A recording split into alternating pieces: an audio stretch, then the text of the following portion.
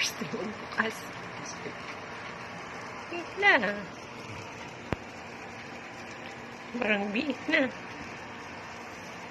Di nakita yung mukha mo. Ha? Di nakita. Sige. Tingnan natin yung tapang mo. Ah. Ay, lupit! Putik na yan. Kamay lang ang gamit. Put. Baho. Pero masarap daw to. Tikman ko lang. Sarap ba? Bigla siya magbe-blurred. Why, what?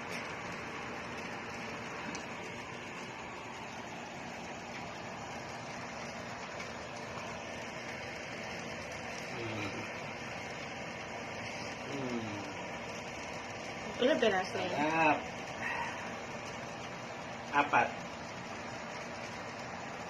First time makakain ng durian.